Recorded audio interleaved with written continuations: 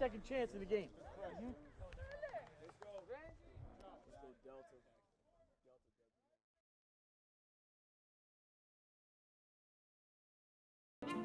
Today I'll be talking to you about kind of how we go through our RPO stuff, first level, second level, third level reads, kind of what we're thinking there, go through the different things for each of the position groups. So, you know, if you watch the first video or about the philosophy and stuff, you know, we touched on this, kind of the timeline of me. You know, played at Albion, graduated in 2006, was kind of away from the school for 7 years playing arena football. The head coach at the time that I played for as well, he called me in 2013, offered me the quarterback's job because the O-line coach was getting promoted to offensive coordinator, who I played with. So Coach Rundle gave me my first college coaching job, and I worked with a former teammate, Dustin Buer, who recently got promoted to head coach with Coach Rundle retiring. So him and I worked on this offense, implementing it in 2013. You know, you can see it right there, almost verbatim from Noel Mazzoni. You know, we learned from him, went to clinics to watch him talk and all that kind of stuff. So a lot of this stuff we got from him. It's been really successful for us. As you can kind of see, we've been #1 in our conference for the 6 years we've been running this. In offense, total scoring, all that kind of stuff. We've been 3 of the 6 years, 14, 15, and 18. We've been top 5 in the country in total offense, top 10 in the country in scoring. So again, it's been great for us, great for the kind of guys we get here at Albion, and it's really helped us kind of get an offensive identity that can be successful against a lot of different opponents, a lot of different looks. So we're big fans of it.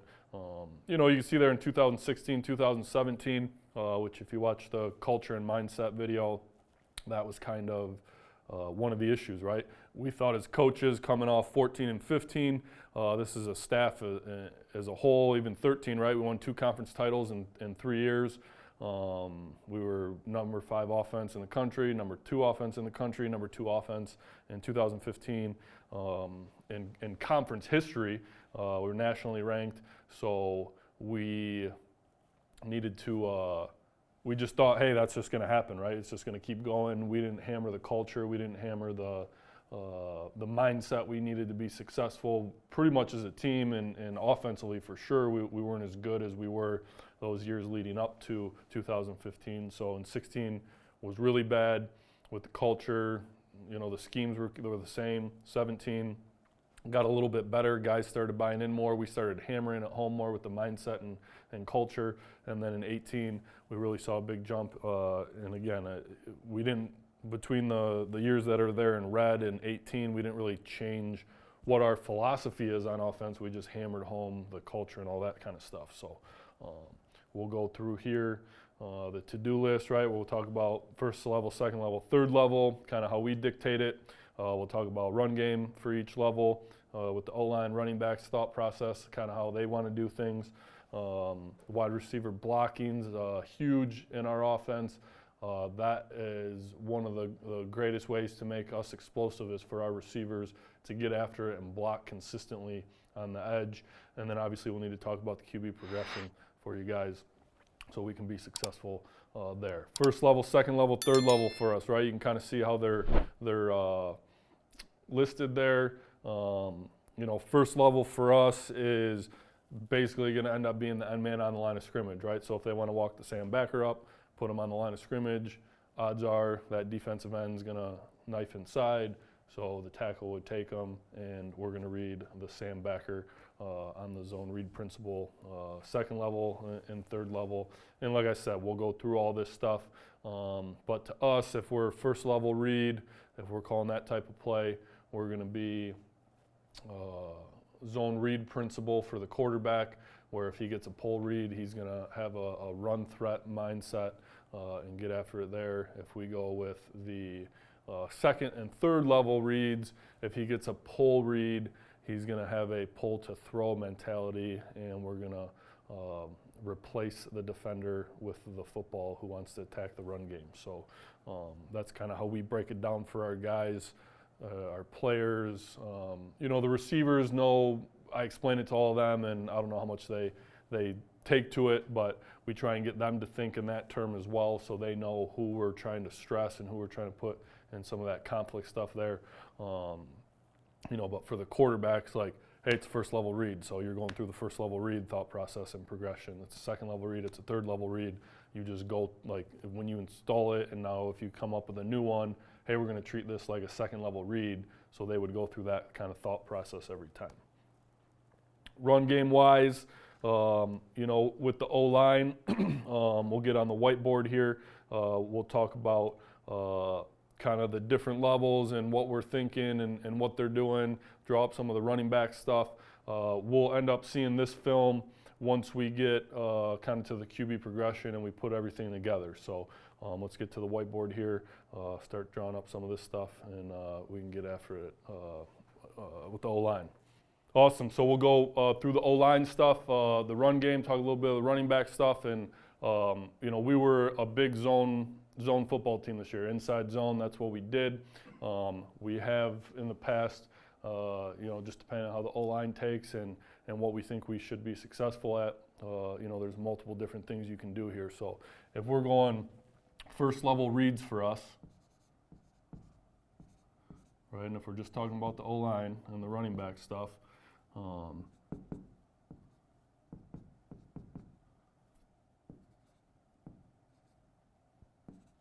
so if we're going inside zone, right? So for us, any first level and everything we teach, we're teaching as a zone read principle, because it'll start at the first level. That's how we'll install it. That's how we'll make our guys understand what needs to be done. So if we're working through the inside zone for us, obviously the play side gap is the most important place to start. So our O-line and this look with the 3 and the 5 will be man, right, if we're running our inside zone to the right. And then in this look here, right, we're always thinking inside or play side gaps, but it's really, you know, kind of these two right here for these two guys, right? So we'll take our play side steps, play side, he's kind of thinking man, you know, if he's gonna really cross his face, then he might give a little bit of a rock back to help. But in this look here, they're essentially thinking man up to the will backer. So they'd be working through like that. Now what we do on the backside, right, we know it's a zone read, so we know the QB is going to take care of the defensive end at the end of the day. We're going to sift through to the mic in this case, right? If we're going to run our inside zone to the right, we're going to sift through to the mic. And he, at the end, he's basically responsible for this B-gap defender. So if the end wants to cross the face here, that's the B-gap, most dangerous B-gap defender. So that's who the backside tackle will take. If the end kind of plays outside, now he's going to kind of work his zone path through to the mic. Our running back, kind of drew that up wrong. Our running back's thought process is the nearest A-gap defender. So in this case, his path should be open up, crossover, and now the nearest A-gap defender is the left A-gap, so that's kind of who he's working off of to make his reads first, right? You know, it ends up kind of being, he wants to push his path when he has the football to the center's butt, right? So our running backs coach is, once you get to the butt, make your cut off the center. Like I said, with the guys we get, right, we haven't been super great at power. But we get a little bit more athletic offensive linemen, maybe not the big railroaders or road graders that some teams might get. So for us, right, it's not the old school zone mentality where we need to push them and get them going 5 to 6 yards this way.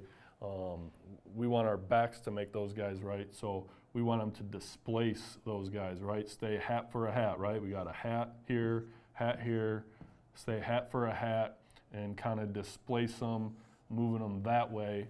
And now it's up to the running back to read, you know, him playing the backside B and the Will playing here, now our cut's here, right? If he's playing, trying to get to the A, and they're all kind of pushing this way, now it might be back through here. The important thing is when we get the give read, right, from the D end, that's still the quarterback's guy. So they're all doing their job and what they should be doing. So he gets a give read, and now we got to attack and not necessarily block, but we got to make him hesitate. We got to make him think. If he plays upfield enough and the quarterback can cross his face, then that works to kind of butt block him and put him in a position to be successful there. More successful for the running back. So, so that was our inside zone with a one tech or a shade on the backside. You know, now let's say we get the end, and now we're going to get the 3 and the 5 on the backside, the 1 or the shade, you know. So we get this look, right? So now we're still thinking play side gap.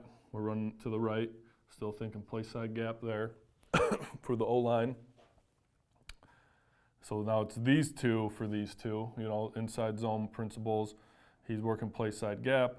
Play side gap, he might do what our O-line coach calls a rock back, where he's taking his zone steps. He feels the one or the shade, right, the guy in the backside gap try and fight over. He doesn't have an immediate threat to his play side gap, so he kind of rocks back into that guy. So our center can overtake him, and now he's still working off to the will. And then on the backside here, right, we talked about with no immediate B-gap threat for the backside tackle, he was sifting through the D end. Well, there's an immediate B-gap threat, so now he has to be play side gap, right? Same thing here. These two for these two, he gets some fight over the top. We can get the rock back up to the mic. And obviously the quarterback is here, reading that guy. So that's how we would attack the inside zone, you know, and that would be kind of a first level read for us, right? So the call we make lets the O-line know, hey, I don't need to worry about this guy, that's the quarterback's guy. He's going to take care of it. Pin pull, right? You can do power, trap, pin pull, counter, whatever you guys think you're going to be good at, right? This isn't just our way or the highway. Like, if we feel like we can be good at pin pull, then we teach pin pull with a zone read principle, right? If we're going to do a first level read, so pin pull. The zone concept is the same back here, right? So if we're reading this guy in our pin pull, he's sifting through because he doesn't have a B-gap threat, right? We're telling him, hey, this is a zone read principle until we change it. So here, they probably pin, backside gap's covered, and he's going to pull.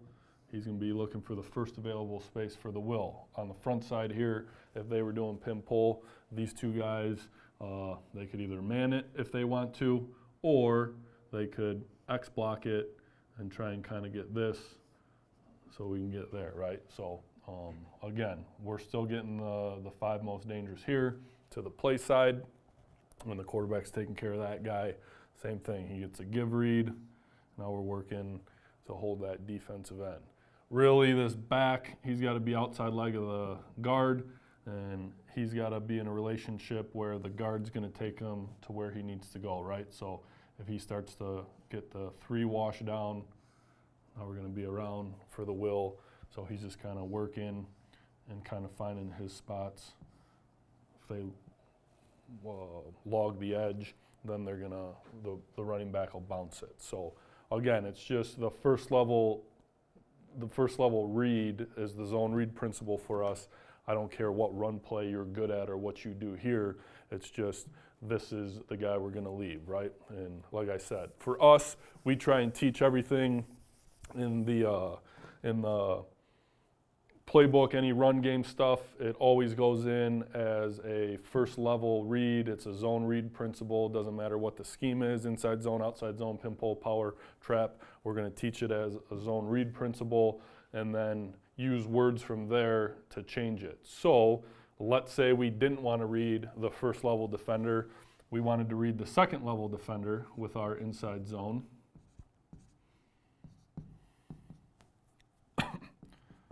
We'd still call inside zone. We'd tag the backside tackle, right? So it's inside zone for everybody. The same stuff we just talked about, who the running back's reading, who he's working off of. These four guys right here are the same, right? Play side gap. He's play side gap, possible rock back to the will. These two are probably man, based on what they're doing. So now we're going to tell this guy, like, hey, we're not zone reading it. We're going to let the quarterback read that guy. So whatever word you guys want to come up with, right? So if you're like a 12 zone team, right? If you're going to be 12 to the right, and you want to make sure, you call it 12 protect. And now he knows, hey, it's no longer inside zone read, it's 12 protect, because the quarterback's going to read this guy and whatever you deal up over here, right? If you got double slants, right? Doesn't matter what you're doing over here. You're just telling the O-line, we're going to block the defensive end to give protection to the quarterback and let him determine where the ball needs to go, not the defensive end anymore. So this is kind of the only difference, right, between the first level and second level reads. Same thing if it's pin pull. Let's say we did the three back here, pin pull, we got the nose there, right? So our pin pull, let's just say it's 23 or 22 going to the right? Doesn't matter. So they know 22 is pin pull to the right, and now we go 22 protect. So all we're changing to keep it simple is we're just changing the one guy, right? So instead of 22 where he's zone read principle back here, it's 22 protect. QB will take care of that guy. Backside gap's covered. Backside gap's covered. Your man, boom. And now we got hat for a hat. We're telling the O-line, don't worry about that guy. We'll put that guy on the quarterback. So, and again, whatever you guys develop out here based on the coverage you're seeing, this is just the O-line stuff, right? We're just pin pull, 22, protect. So that's what we want to tell the O-line. So they only have to think, again, if you watch the first presentation I did, we just want a hat for a hat in here to make us successful, make the running back, make the O-line correct up front. So that would be how we get to the second level stuff, right? Same thing, if you're a power team, one back power stuff ends up kind of being like pin pull. If you're a trap team, you just have to make sure that you let the O-line know which guy is the quarterback going to read, right? Or correct. So that's the only difference between first and second level. If we're going third level stuff, it kind of depends on the defense. You can do it with, if you're playing a true 3-2 team, you might be able to play with 5 O-linemen and read the third level defenders, right? We talked about the third level defenders being the safeties and the corners. You're playing a 4-down team where they're going to have 6 in the box a lot. That might be a little bit tougher. If you're a 4-down team, and they spread it out and work the, let's say we got 3-by-1 over here, and they want to bump the mic out, put the will here, and they want to kind of play like that. Now you might be able to read the third level. So that's a game plan thing. You're going to have to decide. The way we do it to make sure we protect ourselves a lot is, we'll build 6-man blocking schemes. And we just attach, again, different code words to tell kind of the O-line who they're blocking, right, and what they're doing. So if we're going 6-man blocking scheme here, say Sam's out here, doesn't matter, right? Let's say we're going to put our H back in. Great. The free and the strong, right? So in our world, we're going to say, like, the safeties are the guys And this guy right here are kind of the guys, even though he's second level. Well, that's a pre-snap look we'll get into here in a second. But these two guys are kind of the ones we're determining on the third level that can affect us. So whatever route concept we develop is going to affect those guys. And right here, let's say we wanted to have the O-line do the zone read principle, right? So now we'd call, what would we call it, 12? So now we're going 12. So he's got zone read principle. And instead of protect, we call it fat, right? 12 fat. Because now we know we got our H-back who, based on the personnel grouping, could be the F receiver for us. So fat for the F being there. And he's going to be the guy that cuts off the zone read principle. So that protects it. And now the QB, right, is he going to come in and stop the run?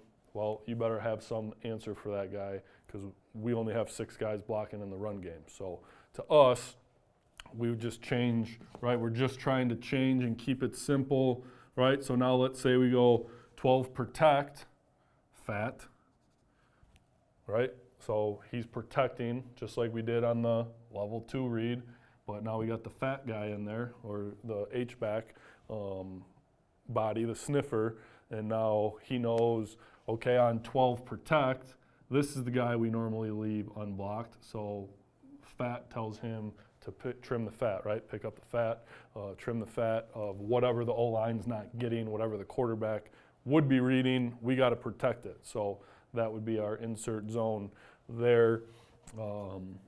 Pin pull, same kind of deal, right? Let's just go 22.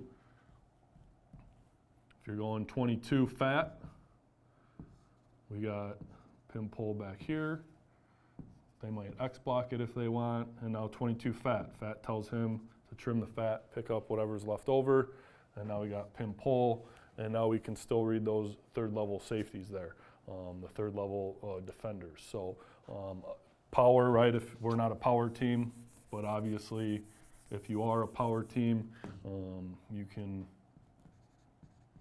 get into it any way you want, right? Let's say we want to put a second running back in there, and we want to go 26 power, right? So they're going to work back to him. He's going to wrap for that guy. He's going to kick out. He's going to hinge. And now we got our power out of 2-back stuff, or we got our power, right there out of the H-back look for us. Whatever you guys are good at, you just got to determine how you're going to communicate to the line. We need to block 6. We don't need to block this defender. We need to leave that guy free for the quarterback, and then come up with something on the edge, which we'll show you some stuff here in a second, that's going to, or on the perimeter, that affects this guy, right? If he wants to play the run, well, how am I going to make him wrong? How am I going to put him in that spot, and how am I going to fill that void? So that's stuff you guys got to come up with. And we'll see the run game stuff. Like I said, for us this year was 98% inside zone. So you won't see pin pull bunch. You won't see power. That wasn't who we were this year. We've done it in previous years, but you'll see the inside zone and the O-line running back stuff when we kind of get to the QB progression stuff. So awesome. So we talked about the O-line stuff, right, and kind of the different levels and what you need to do to communicate to leave those guys. Now we'll go through wide receiver blocking, and this is super important for us. I don't have a slide about wide receiver route running. I don't have a slide about wide receivers once they catch a screen, what they do. We'll teach them that stuff obviously, but that's kind of a thing that they want to do, right? They're skill guys. They can be prima donnas at times, right? You don't always get the tough ones to come play receiver.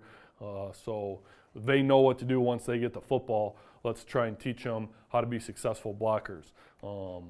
Communication is huge as far as being a great blocker, making sure you know who you're supposed to block, right? And we talked about in the philosophy presentation and mindset that communication, there's breakdowns when you don't communicate, so you need to make sure this is a big thing for your receivers. They're on the same page.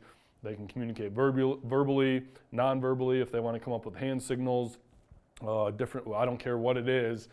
They can kind of create their own communication system. I'll teach them what we want them to communicate about, but they need to figure out, like, and this will be something like if it's a 3-year returning player who was first team all league last year, and we're day one at camp, and him and his buddy just kind of block it because they've done it together 1,000 times. Like, I'm gonna set the tone and yell at them for not communicating. Like, we need to communicate this out. At some point, we're going to see something we haven't seen before, so you two need to talk and you need to practice that. And obviously that helps show the younger guys that communication is important. So hopefully those guys will learn that way. You got a man, a double team, and a cross block. We'll see some of that stuff on film. But the big thing is kind of the way you get to it and how we've adapted. Like we in 13, 14, 15, even 16, I would say, we were all about like, let's protect the area we're standing on and not let that area get stressed by the defense. So when we did throw a screen or we did have a run block situation, our guys were really good at it and they competed hard at it, but they were really like compressed on top of the ball or didn't get guys away from the ball when we handed off or threw a screen. So we kind of adopted this system, the long stride, short stride, stagger, strike, drive. That's kind of the thought process we want our kids to go through. So if we're watching film, which we'll see here in a little bit, like, hey, long stride, what do you got to do on long stride? Well, you need a burst vertical, and the number one goal when you're blocking, and it will make it easier for them, is run a route. Make them think you're running a route, right? So get after it, make them think you're going vertical, make them think you're running that 12-yard curl, make them think you're running the slant, so they have to move their feet, they have to move, they have to think you're doing something in the pass game. That'll give you a little bit advantageous situation to block them. So obviously the easiest block for those receivers is if they can recognize man and they can long stride them for 40 yards and not even have to touch them and just run a route. So set the tone there for those guys. If they become good route runners and make it look like a route, then they might not have to block for quite as long. The short stride, right? So as we're long striding and getting on the DB's toes, we kind of get a 5-yard window, right? So that's different if you're a slot receiver on a Sam backer or a walked out Will backer, and that's your assignment. Your short stride might happen a little bit sooner, right? But you still need to burst off the line and make them hesitate. Obviously, an outside receiver by the numbers on a corner who's playing 9 yards off, you're going to have to close the ground, get on his toes, try and close the cushion to about 5 yards so you can short stride that 2 to 3 yard window. That's just to kind of come under control. So long stride, short stride, 2 to 3 yards. And then the moment that our guys feel is time to attack the defender, time to attack the DB and get on them, we go, and it should all happen almost simultaneously, is stagger, strike, drive, stagger, strike, drive. So long stride, short stride, stagger, strike, drive, right? So you want to get into it. And we'd always tell our guys to come to balance and almost play basketball defense, which is great for the short stride phase, but we'd also have them try and engage while their feet were, shoulder width apart, good athletic position, and it ended up, our guys did it well, but it was tougher for them. So this was the first year we started to try and teach the mentality of stagger your feet, get a little bit more power, right? Like if you short stride and you're into balance and you're getting ready to go try and move a 100-pound sled, you're not going to get your feet balanced and then try and push it like this, are you? You're going to kind of stagger your feet like you're almost in a sprinter stance, and you're going to run into it and try and kind of get 1 foot underneath you, 1 foot behind you, and kind of push. So that's the stagger for our guys to get the ground up going. And the stagger strike happens at the same time with the thumbs up, palms to chest, and you want to try and grab that chest plate and violently strike the defender. Like we want to see on film, guys, the defender's head kind of snap back a little bit, or him kind of have to like catch himself, like, man, I didn't think it was going to be like that. So that's kind of the mindset we want our guys during the strike phase to have. And then drive, you got to try and bring your hips. Every year, we'll send the receivers during camp for maybe 5 minutes on day 3, 5 minutes on day 9 to work with the O-line coach on bringing their hips in the block with the block. So just to kind of get some leverage there. So that's kind of the phases we want our guys to go through: long stride, short stride, stagger, strike, drive, get after it in the run game or the screen game, doesn't matter. But if your assignment's to block, let's make them think you're running a route, let's get on their toes, and then let's violently attack them and get after it through the echo of the whistle. You know, for us, if you don't block or you're not interested in blocking, that's great. Then you're not interested in playing a lot for us and being on the sideline. That's kind of the way we do it. We know you want to catch it. We know those guys want to make plays with the ball in their hand. But for us to be really, really good, we have to be that team ego, that unselfishness, and we got to do the blocking side of things to be really good. So, you know, those blocks by the slot receivers and the outside receivers for us, those are the guys that'll turn us into a super explosive offense. So that's definitely something that we want to harp on our guys and legitimately, like that 3-year starter that I was talking about that wasn't communicating. Well, if he wants to be lazy and not block, like the next day he might find himself as the number 2 receiver and he has to earn his way back, you know. And that's just the mentality we want for those guys. So we try and get the prima donna out of them. Obviously, me playing quarterback, you never quite get it all the way out of them. That's tough, but we do want to try and kind of close the gap and change the mindset if they're not one of those tough guy receivers and they want to be, you know, wear all the swag and all that stuff. So that's super important to us here at Albion. So I'm put on some film of kind of what those guys are doing and kind of talk through some of their blocking stuff. Awesome. So we just talked about the wide receiver blocking. We got a couple clips here for you. You know, we'll talk about at the top of the screen, you know, whether it's a screen or whatever. But the number 1 and number 2 receiver for us up there, those 2 guys are going to have the blocking assignment. So the long stride phase for the number 2 receiver, he's probably thinking if they've communicated, those 2 guys are probably thinking possibly man, right? They're going to man for man blocking. One guy's going to block the Sam. One guy's going to block the corner. So the long stride, short stride is going to happen a lot quicker for that number 2 receiver. Number 1, he should make it look like he's trying to get on that guy's toes and run a post. So let's see what happens here. Good. So they you know, those are 2 veteran guys for us up top. Number 2 is a 3-year starter. Number 1 receiver started as a little bit as a freshman. I was a sophomore, so they probably worked out a little bit of a double team there just to kind of get the play started, right? That's also an important thing. You can see how number 1 receiver fires off. And the corner kind of bails a little bit. Not super thrilled with number 2 and the way his feet are in the stagger, strike, drive phase. But again, this was his senior year. For 3 years, we were teaching him to do it one way. So, you know, hard to teach that guy a new bag of tools, a new set of tools to use.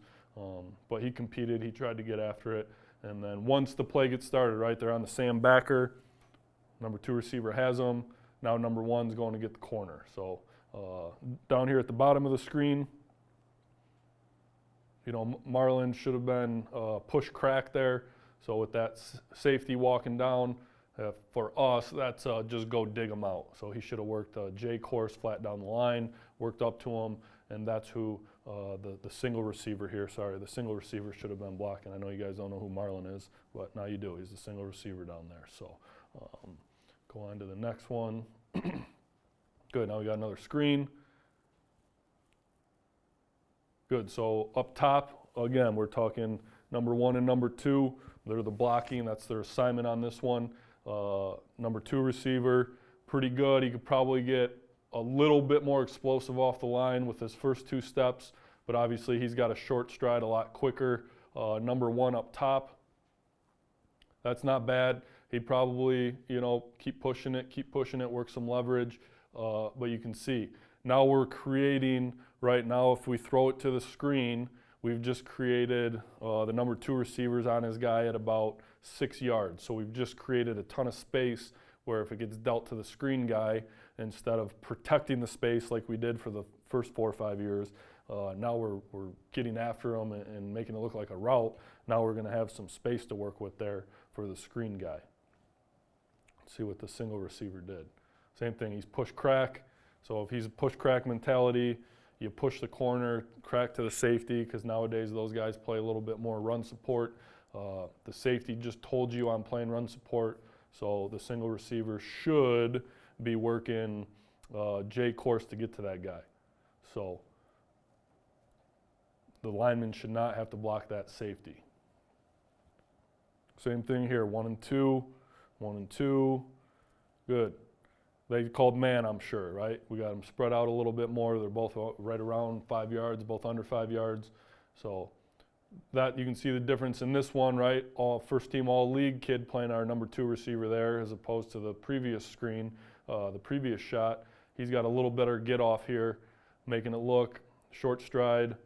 And then there he got a little bit better, right? This is week 1 to week 2 now. He got a little bit better with the stagger. Like to see a little bit more violent strike. Number 1 receiver here, he is not a prima donna when it comes to blocking. That's something he takes pride in. He could probably push a little harder, but he is a guy that wants to get after it and wants to block. So that's a pretty good look there. 2 guys competing. You know, I think the number 2 receiver there, 87, ends up getting a holding call. It is what it is.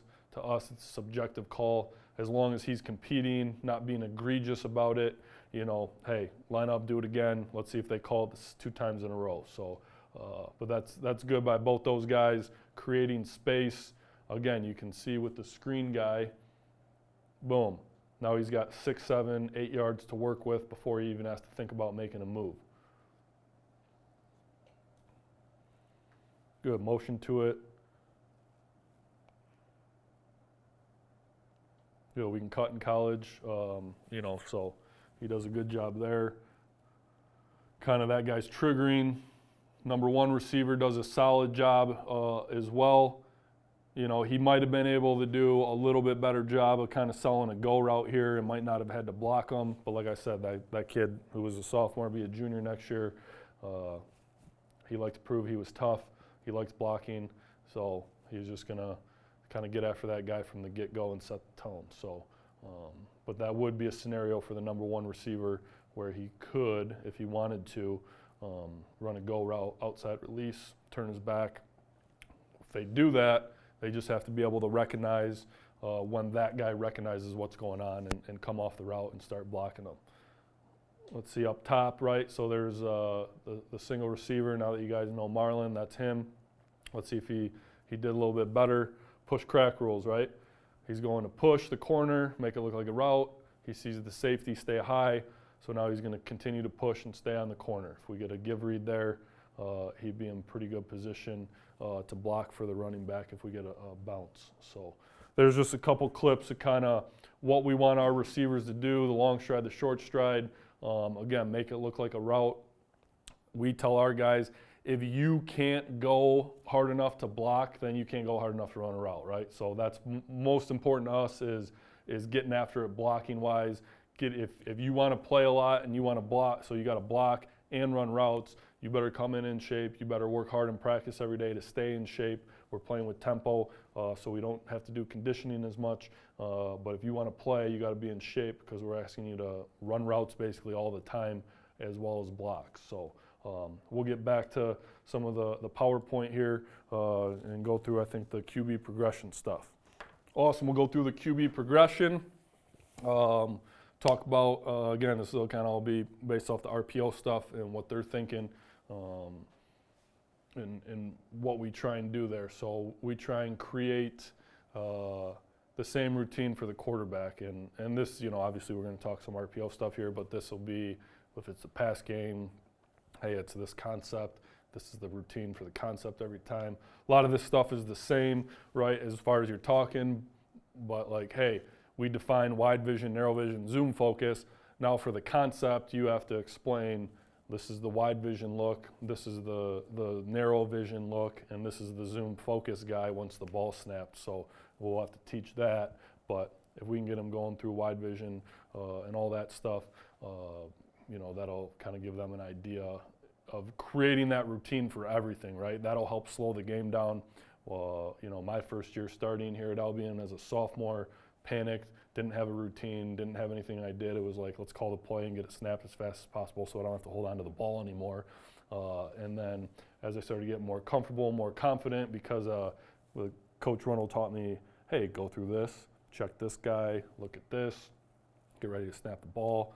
Now you start getting more comfortable because you're like, oh, I've done this before. Even if it's something that the defense hasn't shown, at least you feel like, hey, I've done this before and I know who I'm looking at. So try and create that routine for your quarterbacks.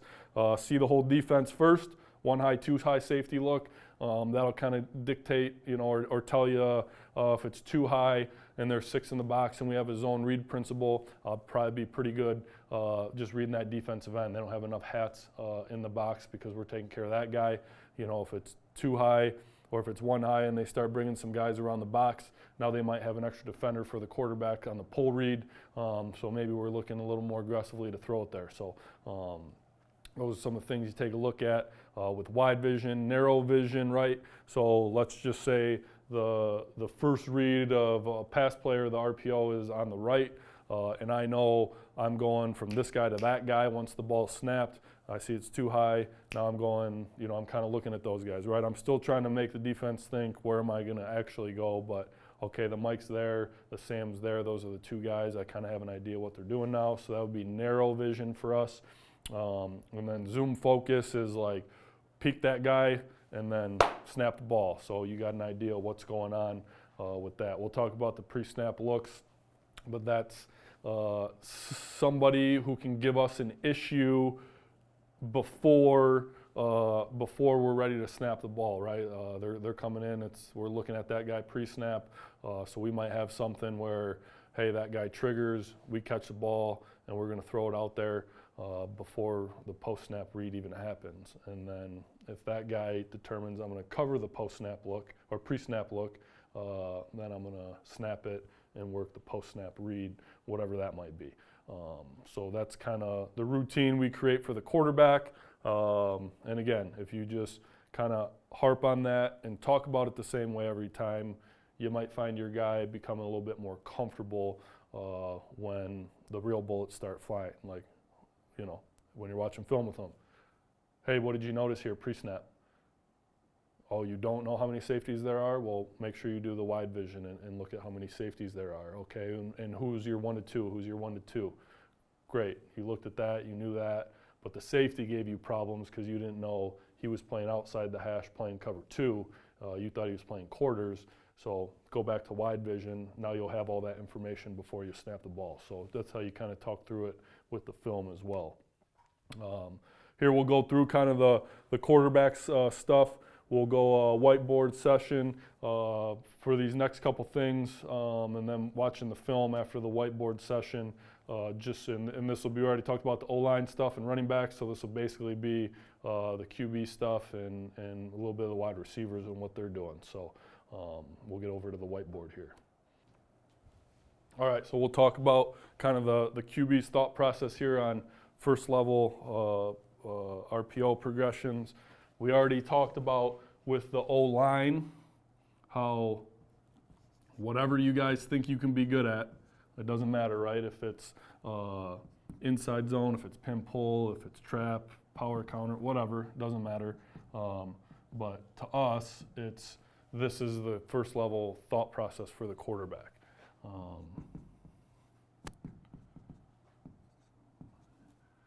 So we kind of give him, on this one, he would have kind of 2 pre-snap looks in my mind.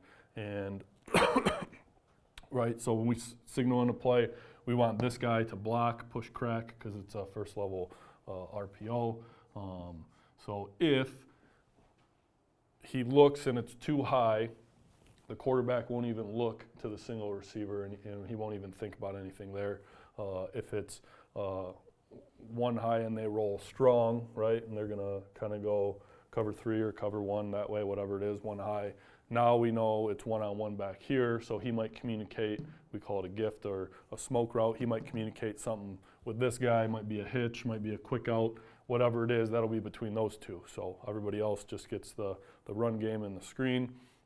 If they rotate weak, if they rotate this way, now this guy can play the hitch window, this guy can play the quick out.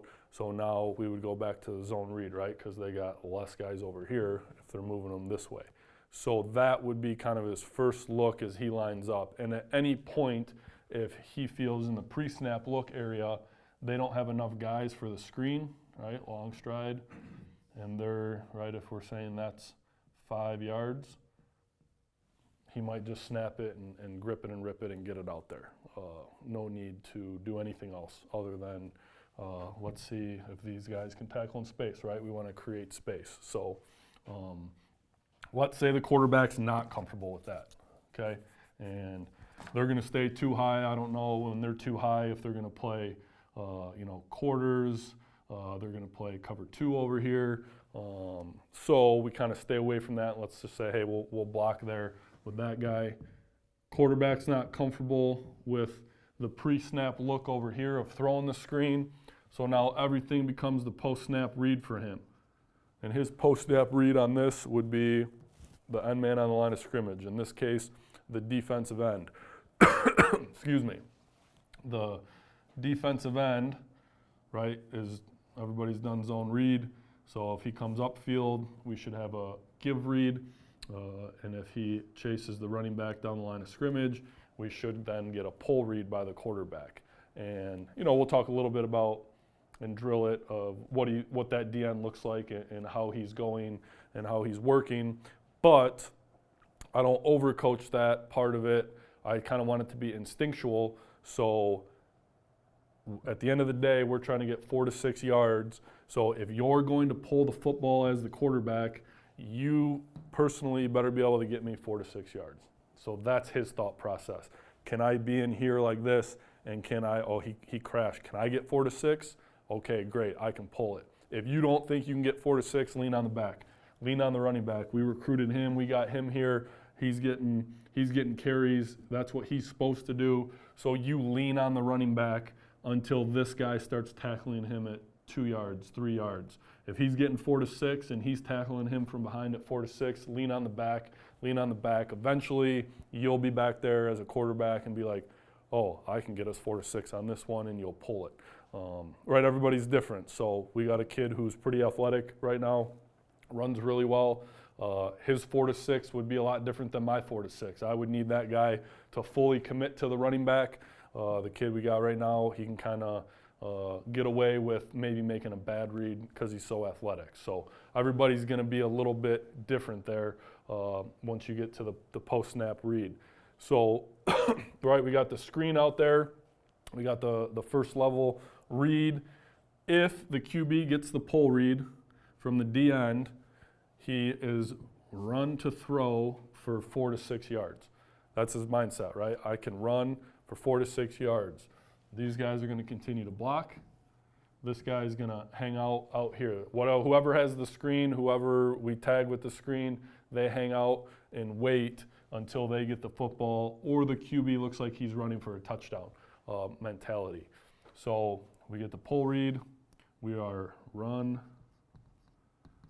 to throw as a quarterback, right? So the old triple option guys. So if anybody shows up kind of from the inside or from the outside, they don't have enough guys, and right, if we're playing numbers and percentages, they don't have enough guys out here, so he should deal the ball to the screen guy on his run to throw mentality. If nobody shows up and there's an alley, boom, we should be out the gates there, right?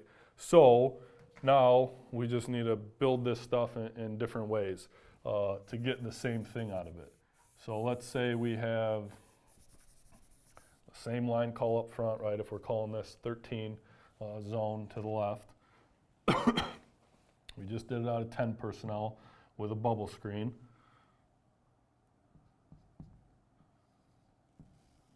Now we motion that back out of 20 personnel, and we give the 13 zone, first level conflict defender, and we got all the same stuff. So this one kind of as the quarterback lines up, right? Too high, we know this is done. If they rotate strong, now he might give him something. But if they're staying too high, the other pre-snap look, as he puts him in motion, if nobody wants to entertain the motion, that's just like us having the numbers out here with the slot receiver. So he just stepped back and rip it out there. And now let's see if they can tackle in space. Same difference. He crashes. I get the pull read because I can get 4 to 6 as the quarterback. Now I'm run to throw mentality. And same thing. This guy just kind of hang out. So if someone shows up, the ball gets dealt, and now we're working down the field. You just build it any way you can, right? But to your quarterback, it's a first level read. This is my thought process. This is what I'm trying to do. This is where I'm trying to go with the football. Let's put in H-back, which again, in this look here for us, right? And now let's bluff some of the split zone stuff and get him out there working back towards the line of scrimmage. Same thing, run to throw mentality, right? So we just created 3 different plays for you guys. Gave the QB the same read progression. The O-line's doing the same thing. So, right, I don't care if we're going 3-4, 3-2, 4-2, 4-1. Our O-line's seen that against inside zone against everybody, and they're able to block that against anybody and everybody. So that's kind of the first level RPO progression for our quarterbacks and kind of what they're thinking there. So we'll get back, watch some of the film here, the first level stuff, then we'll get into the second level. Awesome, back to the film, the first level reads here. You can see we got 3 receivers into the boundary. I think this screen's going to number 1 if the QB likes it. You can see it's a 4-2 box, 2 high look, right? So in the 2 high look for our QBs, X should be push crack, our single receiver here to the bottom of the screen. He should be push crack to that safety. We're probably running inside zone because we did it 98% of the time this year. And this is game 1. So we're really trying to get good at it. And then we'll see what's going on the screen. So the QB's probably lining up, wide vision, 2 high. I don't have X. Do I have the pre-snap look with the screen? He may or may not, whatever he determines. And if he does, he's just going to kind of step back and clear space and deal it out to the receiver. Boom. Good. Receiver is doing long stride, short stride. Slot receiver could be a little bit better. Good. The screen guy, once he catches it, his thought process is 4 to 6 on the sideline. That's all I'm trying to get, 4 to 6 on the sideline. Anything after that's a bonus. We're not blocking anybody on the inside for the screen. We're blocking for the run game. So he's got to make sure he's working to the sideline, getting away from all that stuff. We should have some end zone. Yeah, there we go. Good. Here we are again, right? So now we're lined up. We got press here by the single receiver. Quarterback's reading 2 high. We don't know if it's going to be cover 2 help, so we don't want to throw a go route over there to the single receiver. So that's out. We got a 3-3 box, so to us, that's fine. We're still reading the end man on the line of scrimmage, no big deal. O-line, we'll talk about that once we see it. And then you can see up top, like to me, the quarterback's good either way here. He can throw the screen. We should be able to block that and get 4 to 6 yards, or he can zone read it and go run to throw if he gets a pull read. Gets a give read here. Pretty good here, right? The X receiver, push crack. Brings that corner with them. Good, and then we'll see from the end zone here. Great job there. We didn't do a great job with X blocking, but we did a great job with him finishing. So he's getting to the football. He's trying to make something happen there.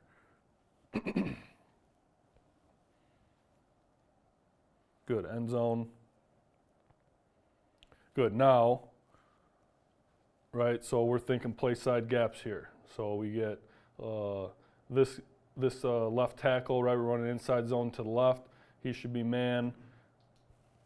These 2 right here, right, this is a little bit more difficult, more challenging. These 2 right here are thinking we can't see the down lineman, but the down lineman by the center, I think he's the 1 to the backside of the run, and the left guard would be working to the, he'd still be the will backer for us. And then this guard and this tackle would be, right, he's just kind of like a stand-up 3 technique. He'd be working with the tackle, backside tackle to the Mike, and they kind of brought the Sam in the box here in our world.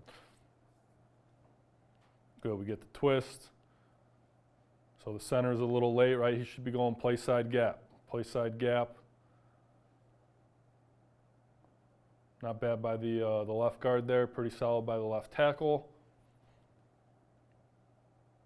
Good. Brought the corner in, and you can see here, right? If X doesn't do his job, he doesn't push crack, he doesn't have that mentality. Number 20 is in great position to make a tackle. Now, obviously, X didn't block him, but he did just enough to distract him, make it harder for that guy to tackle, and now we're down the sideline there. Here we go, right? So this is kind of, we were treating this as one high for this team. So the QB, if he thought his pre-snap look to the field was good, we're going to try and put stuff into the boundary here. He could throw that out there. If he didn't like it, right, he thought that jack linebacker was going to work underneath it or he was going to be wider, then he can pre-snap look the screen at the bottom of the video.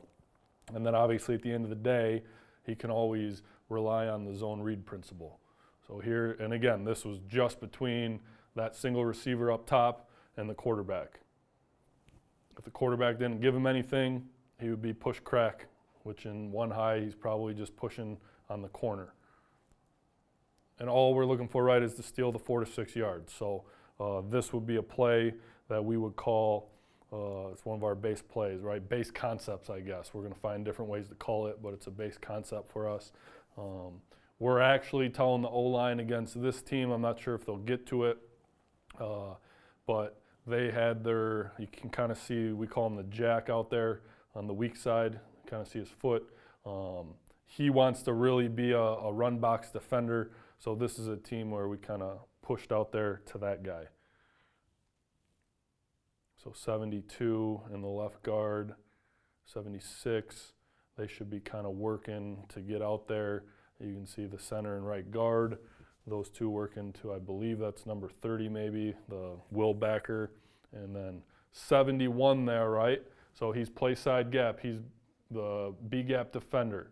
So once that backer declares he's C gap, 71 needs to turn out and block that DN because he now is the B gap defender. So if we get a handoff here, a give read, we would, if we get a handoff here and a give read, we would want 71. Let's see if he gets on it.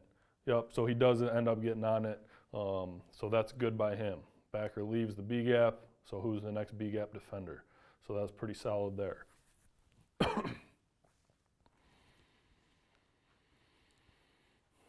Good. 4-2 box, one high rolling weak.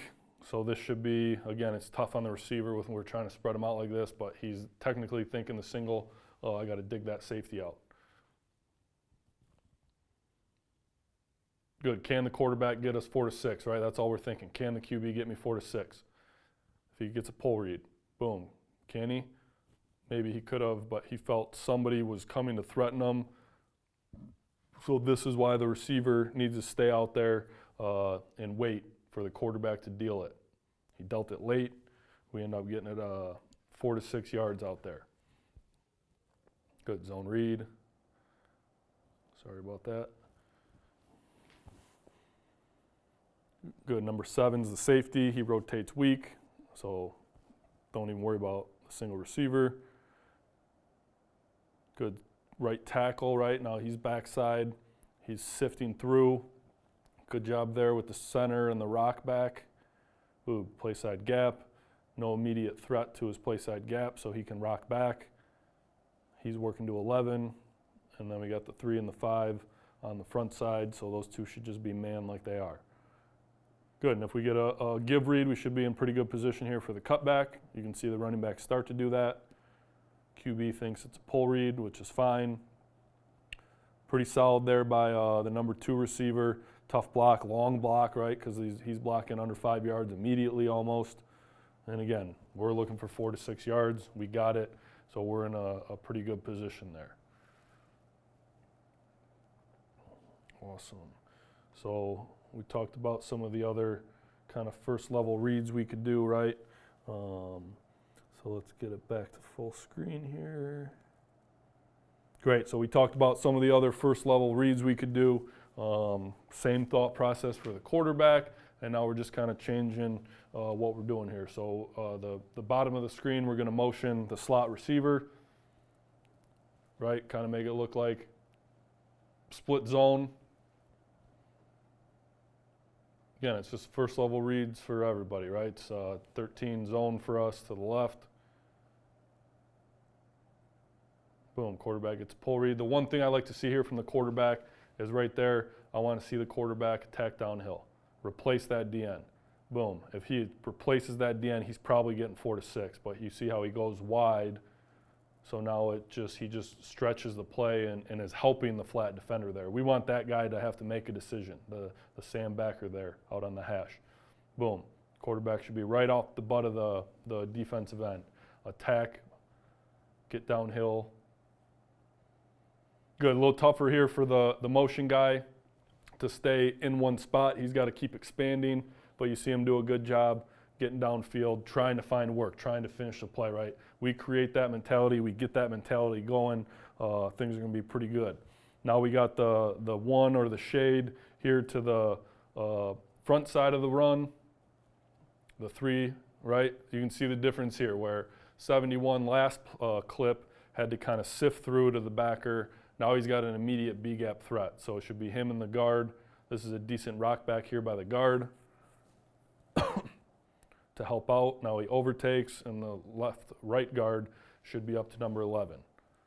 Rock back there by the left guard to help the center out. Boom, right? So if we get a give read, well, again, we're in pretty decent position. Again, tack downhill, right off his butt. QB should almost be coming right down the hash here, and then look to deal the football if he needs to. Here it is with an H-back. Perfect. Same thing, right? We see rotation weak, so now the single receiver's out. I don't know, we can't see the whole clip, but that's the safety rotating weak. So now he's push crack, he should dig out. Or zone read principle. Freshman kid up top by himself, X receiver, so he was unaware that he needed to dig that guy out. Good job with the screen portion of it, the pass option. And again, you know, if that D end, lean on the back, right? QB probably could have pulled this one too. They're doing scrape exchange, that's fine. We got the run and throw mentality. But we tell our QBs, lean on the back. That guy should be able to get us 4 to 6 yards. Once that DN starts tackling him at 2 yards, now we might need to deal it to somebody else. Here it is again, I'll skip. Let's see if I can find some motion here. Here's a good one to kind of run the throw mentality. Go to the DN, right? Can the QB get 4 to 6? This is probably one, maybe lean on the back a little heavier when we're watching the film, but at the end of the day, we don't want to take away some playmaking ability. Great job on the perimeter there.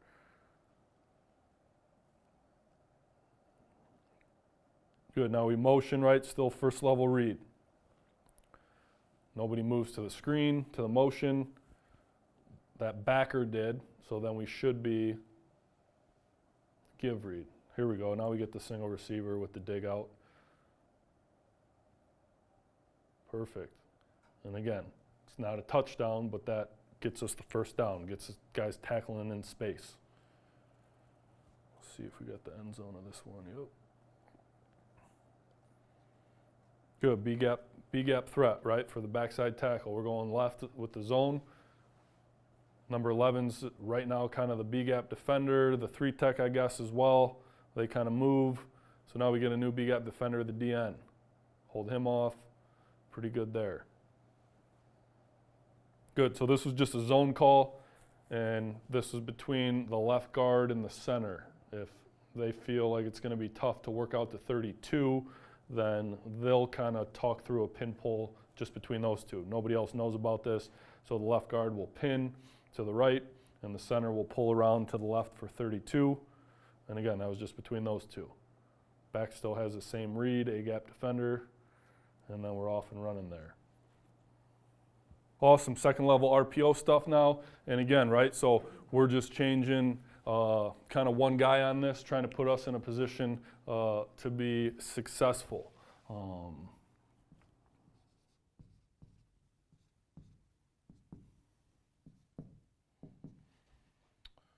So,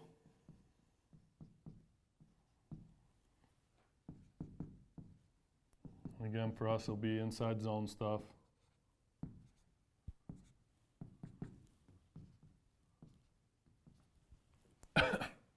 So now we're going, 13 zone protect. Boom. So he'd be man. Those two for those two. Great. So on this, it's second level. We're telling the O-line, don't worry about the second level defender in the box. This will all be on the quarterback for the Mike backer, or whatever guy you're choosing to pick on. But we have to come up with something to affect that guy or make that guy worry about a pass option, right? So we can put him in true conflict. So the way kind of this play works,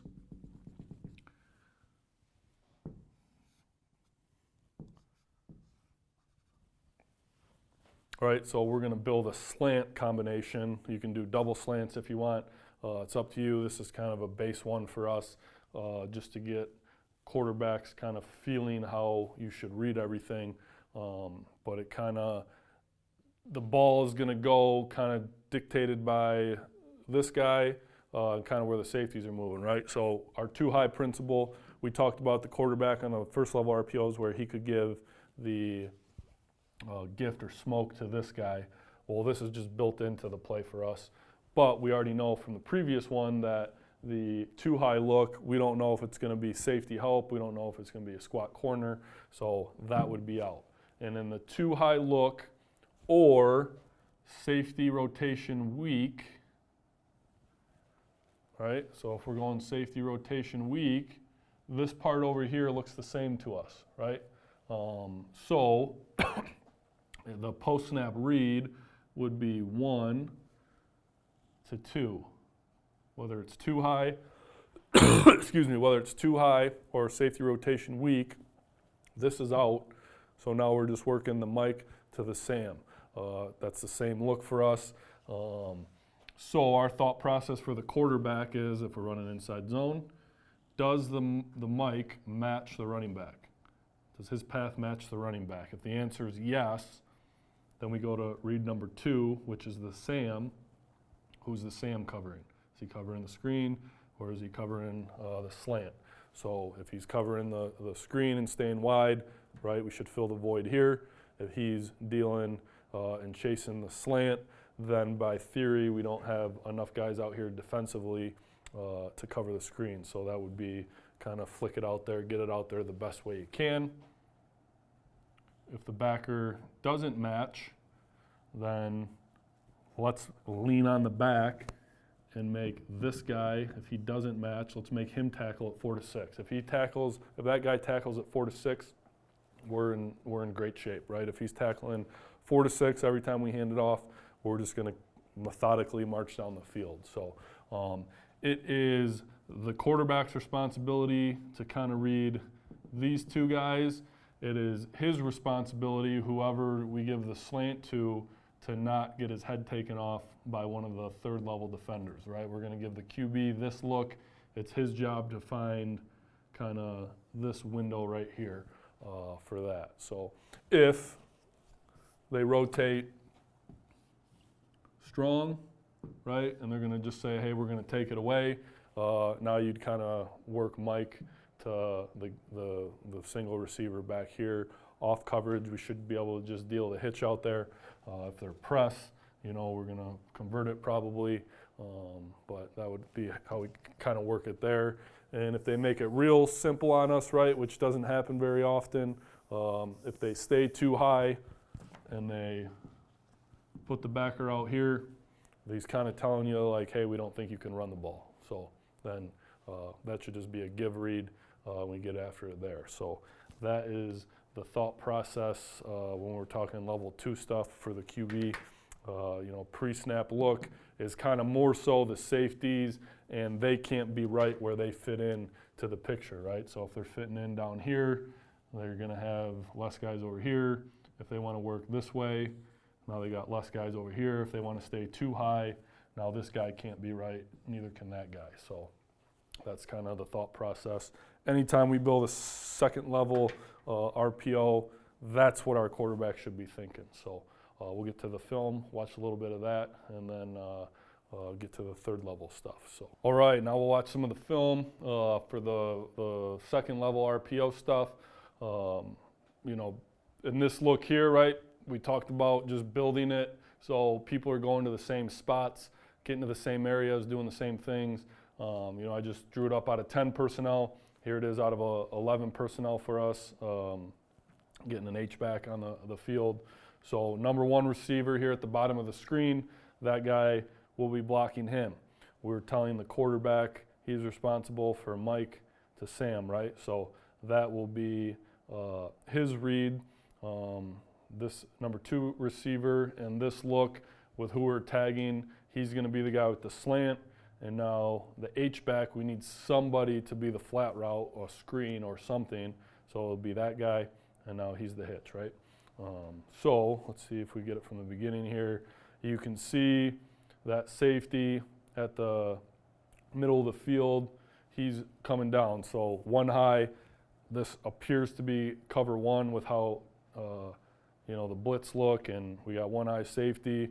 So the QB has the option here, right? If he knows it's man, he could work the side that he does. But to me, this is kind of hold that safety where he's at, and then we're going to take a chance at the go route. So to me, this would be one where the QB needs to take a chance at the go route. We will talk about the O-line and that guy coming scot-free. They need to tweak it a little bit if the blitz happens like this.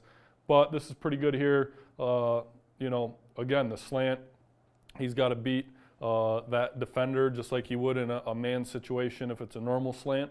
So the only thing I would say is he's got to flatten it off a little more with that 1 safety. He's just got to recognize it. Now this kid's a true freshman playing that slant, so he'll learn his lesson as he gets popped there pretty good. But that would be how we take advantage of it there. So, right, we're looking at this look here. They got, number 10. Yep, number 10's walking down, so that's the safety. So now that gives us the man look. Number 11 is actually the Mike, so that's the true conflict guy. If they blitz from depth, that's on the quarterback. If they show blitz, we should full line zone this. So he should be working here, he should be working here, he should be getting to this guy probably, he should be taking the Mike, and he should be taking the 3 tech. So we're going to leave the end, even though it's a second level conflict, but we want to leave the guy furthest from the quarterback. They end up, I think, leaving the Mike and just playing man on the 3 and the 5.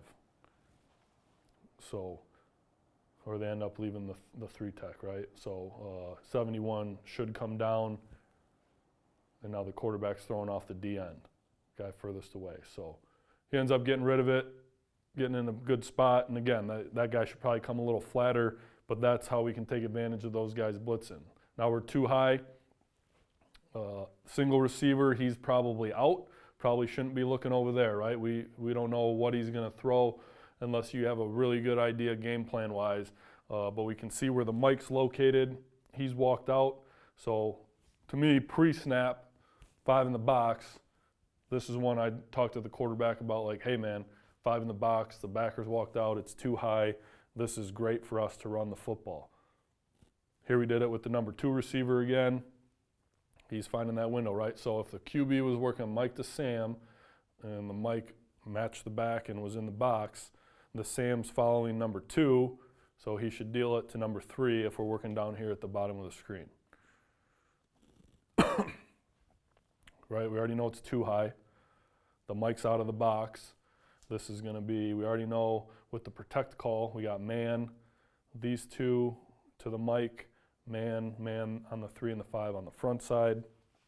That Mike, number 32, he almost has to sprint to meet the running back at the hash mark, right?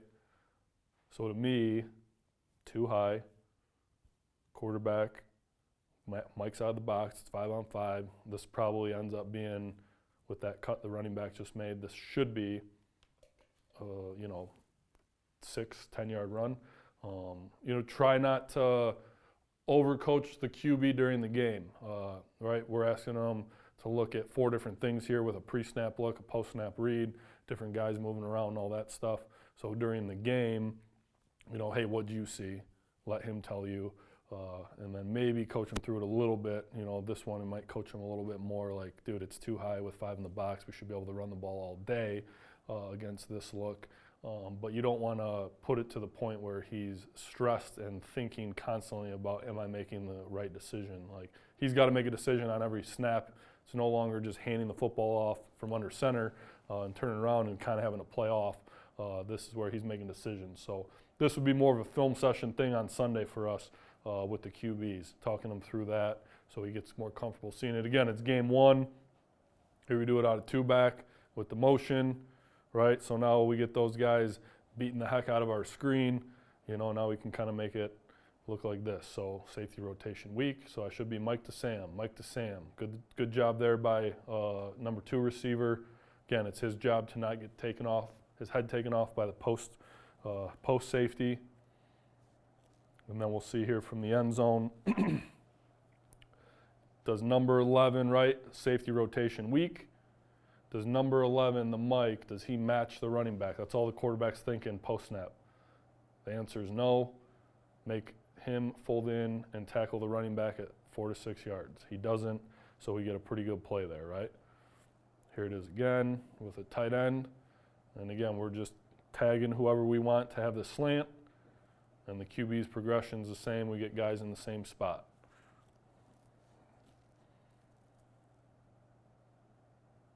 Good, number 11 again. He's the Mike. The O-line, right, is going to be man on the 5. We're going to double team up to the Will with the right guard and center. And then the 3 and the 5 on the front side will be man. Great, so number 11, the Mike, doesn't match. He steps out. Again, that's all we need, right? He steps out like that, give. He's got to tackle us at 4 to 6 yards. Lean on him. If he keeps doing that, our guy will have 25 carries for, you know, hopefully 100 yards.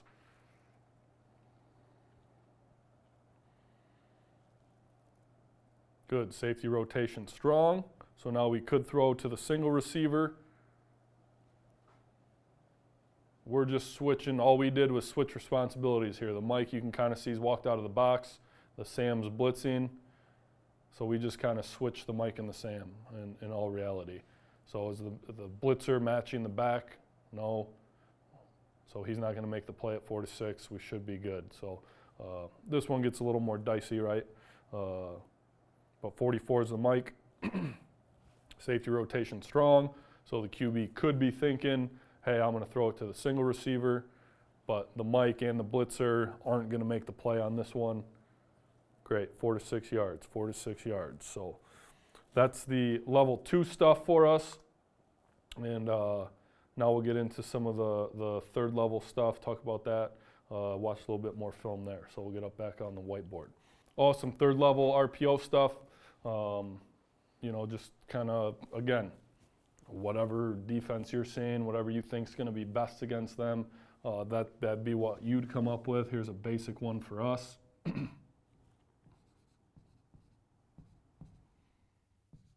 Right, and I think, you know, we'll talk about it in terms of 6-man blocking stuff. So now we're probably almost guaranteeing ourselves a 6-man box, right? They're probably not going to walk a Mike out, probably not going to walk a Will out. So here, you know, we can build stuff out of the different formations again, 2-back, you know, bringing in tight end or a 6 lineman, whatever it is, doesn't matter, however you want to build it. But let's just say we're going with insert zone, okay? So we're protecting the 6-man box. So now, what do we do if these guys rotate to play in the box? Or what do we do if this guy blitzes, right? So to us, this would be the pre-snap look. And we would tag something out here, whether it's a screen, whether it's, you know, the block flat, whatever you want to do out here. If you want to throw a quick game and you want to do 2 hitches or do slant arrow, that's up to you, whatever you want to do out there. But I tell my quarterbacks that if the Sam backer starts to get a foot or crosses the midway point between the number 2 receiver and the tackle, then that's the pre-snap look where we should deal the football out here. And that's kind of what he's looking at. So, you know, he could do that, and we could be calling 4 verticals out of this formation. So they got to still worry about that stuff. But this would be kind of the pre-snap look. If whatever we tagged over here, hey, that's the pre-snap look on this. Over here, we might give, you know, this guy a variety of things. You know, we might give him the old bang post. We might give him a stop, or we might give him a go. But we kind of want something to affect the third level guy. So all that stuff's kind of right around 10 yards, right? You could do a curl, you know, the bang post. He's kind of got to find that window based on the corner. So those guys, we just kind of game plan it, right? Hey, their corners love to play inside. Great, now we're going to give the kind of the 10-yard out cut or quick out. Hey, their corners like to play inside when this guy, or outside when this guy fills. Great, maybe we'll give the bang post, or we'll give this for that week and work it all week with what we're doing there. And a go route, you know, at the end of the day, the QB and receiver can always communicate a go route if they want to. That's not necessarily something we'll game plan. That'll just be a matchup deal, or if we get press, right? Everybody does that. You press a stop route or a hitch, and you're going to play man with it. Chances are you're going to try and run a post there. So, right, we got the pre-snap look. Whatever you want to deal over here with your single receiver or however you want to do it. But if these guys, right, are trying to affect the run game, then what are we going to do to prevent it? So that's kind of what we got to think, right? What are we going to do if they want to bring this guy into the box and come over here, right? So to me, that's the same kind of read that you're looking at. One of these 2 guys on the third level is going to be in the box, is going to try and create a 7th defender to stop the run game. So we're going to work maybe back here for this particular week or whatever it is. To me, the receiver has to beat the corner. The quarterback will beat the safety, right? If he comes in and we're pulling the throw, we're beating the safety because of that. So our receivers have to win on whatever route we call for them out there. So we will kind of work the third level that way. And again, tough for us to do in years where we don't have a tight end or H-back or multiple running backs. So that's one of those things we kind of look for there. So now we'll watch the film on that stuff, the third level, and that way we've hit all 3 levels of the RPOs there, you know, and just one of those things where you guys got to build the concept pass option-wise that you want best in those areas. So we'll get to the film here. All right, here we go. Third level RPO stuff. We just got it up on the whiteboard. So now, right, we're talking pre-snap look for the QB and post-snap read. So pre-snap look here, we're going to have the Sam backer. I think we have a screen to number 1 out here. Could be the block flat to number 2. Either way, it's throwing off the Sam. So to me, the Sam's outside that halfway point we talked about. So now the QB should just be working the safeties, right? Third level guys. Let's see what he does. We'll see what run scheme we got once we get to the end zone copy here. Yeah, so, you know, based on what we thought this team was going to do, we probably gave the stop route. And if the stop route's at, you know, whatever, 10 yards and you feel like that guy's in the cushion, you can run past him, right? So kind of a read route there. But moral of the story here is bad read by the QB, right? So 2 high safeties, Sam's out of the box. We got 6-man blocking scheme. We got 6 in the box. We should be able to run this football all day. Kid ends up making a great play. Quarterback makes a great throw. So it is what it is there. But that would be something in the film room like, hey, if we're really trying to do this, then we got to make the right reads. So here we have insert zone, right? So we got 12 protect, so 74 is protecting, and now we say what a fat. So 88 is the H-back, the F in this look. So now he's coming, sifting through for the backer that the quarterback would normally read if we were doing second level. So you can see the pin pull action there, right? This is actually inside zone, and the center and left guard worked out the pin pull action based on working to that Mike backer to the right. Boom. 2 high safeties. The Sam's not interested in the run box. Corner's playing off. Would have been an all right run there, right? End up, it is what it is. He makes a good catch. Decent throw by the QB. But that would be something in the film room like, dude, this shouldn't even require any thinking or effort from you. You just hand this one off and see what we can get. Same thing here, right? Something down here at the bottom of the screen, whether it's a key, screen to number 1 or the block flat. But they rotated the safety to the weak side. We see that there by the left hash. So that's kind of the guy the QB is going to watch. If he thinks he's entering the run game, which it looks like he does, down in the red zone when we're getting man, maybe we're going to tag slant. Or bang post, right? Deep slant. And again, the quarterback's job, right? The Sam's out there to the 2 receiver side, so that's out. We don't need to worry about the pre-snap look. Post-snap read, the safety walk down. It is the quarterback's job to beat that safety. It is the receiver's job to beat the corner. We can't have the quarterback pulling and throwing and worrying about the corner being there and beating us.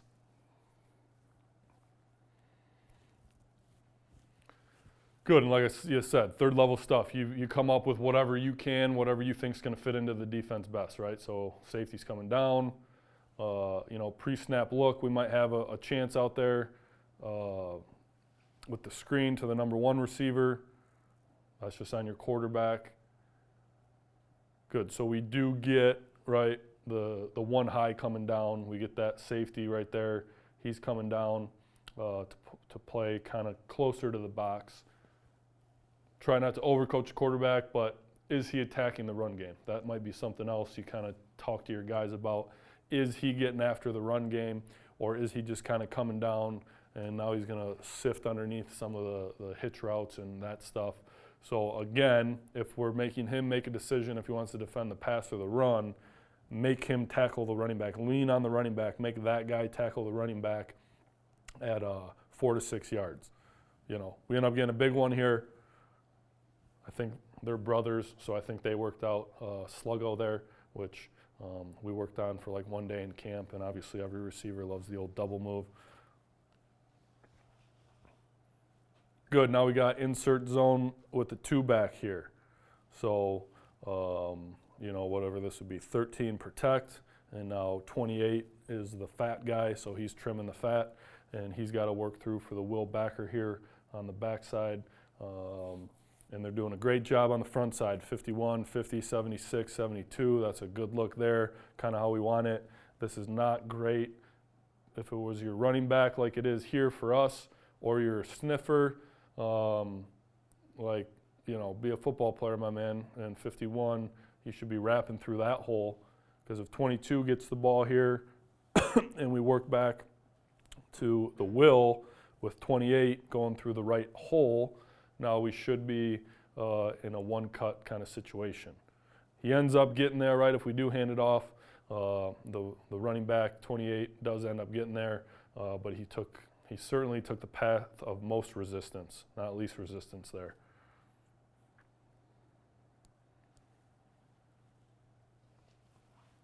Good, so this would be one where you kind of got to teach it with the QBs, like, hey, it's the safeties, right? And this look, the pre-snap look, that Sam's out there, so we don't need to worry about him. Post-snap read is the safeties. What are they doing, right? They bring we call them the strong, we call them the strong. They bring him down into the box, so now we need to work off that. Great, again, we went with the bang post against this team. Tagging that, we saw this clip on the other finish. This is great here. By the running backs, not getting the ball, but finishing the play, getting on a block. You can even see at the top of the screen, might never get there, but we got the mindset of those 2 receivers, right? Those 2 receivers at the top of the screen. We break a long run. They're trying to get somewhere. We even got a lineman there, so that's big for us. That's a great clip. This is one we probably show our incoming freshmen, like, hey, this is what we want. You don't have the football, this is what you want. Insert zone again, I think. Let's see. Yeah, we got 12 protect, right, and then fat. So the quarterback's guy, right, the mic is basically over the center.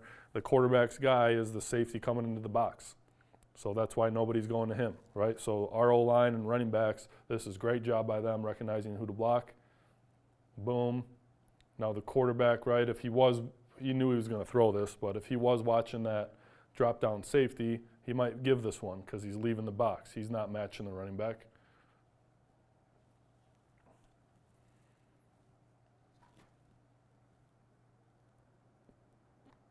Awesome. So there's the RPOs, how we look at first level, second level, third level, what we're trying to accomplish and create with putting guys in stress, making the defense determine where the ball should be dealt and giving us the advantageous situation there, create the space for our guys to make make their guys make one-on-one tackles. If you go to gobrits.com, football, you can find my email address and office number. Emails swasil@albion.edu. Thanks for your time, and I look forward to hearing from you guys with any questions.